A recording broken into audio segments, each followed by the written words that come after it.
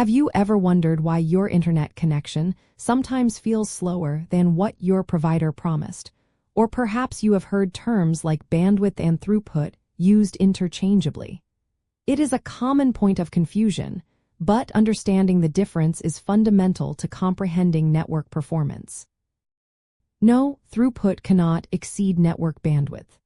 In essence, bandwidth represents the maximum theoretical capacity of a network link, like the width of a highway, while throughput measures the actual amount of data successfully transmitted over that link in a given time, similar to the number of cars actually passing on the highway. The core reason for this fundamental limit lies in how networks transmit data. Bandwidth is determined by the physical characteristics of the transmission medium, such as the fiber optic cable or radio frequency, and the networking equipment's design. It defines the upper limit of data that could potentially be sent.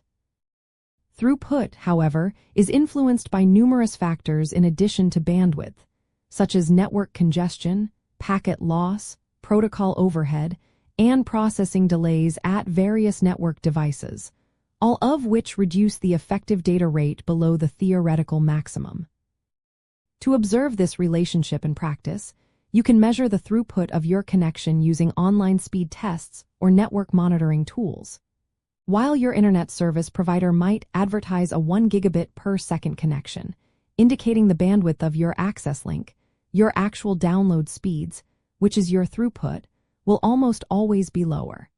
This discrepancy highlights the effect of real-world variables on data transmission. Consider the analogy of a water pipe. The diameter of the pipe represents bandwidth, determining the maximum water flow. Throughput is the actual amount of water coming out the other end.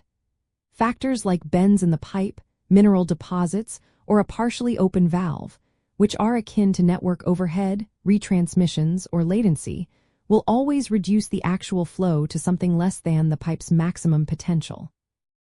Understanding protocol overhead, such as the transmission control protocol and internet protocol headers, helps explain why, even under ideal conditions, some bandwidth is always consumed by non-payload data.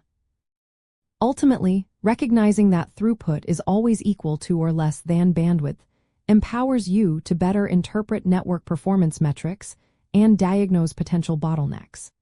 It shifts the focus from theoretical maximums to practical realities, guiding you to look beyond the advertised speed and consider all the intricate elements that collectively dictate how much data truly gets delivered. If you love understanding how the web works, like, subscribe, and stay connected with us.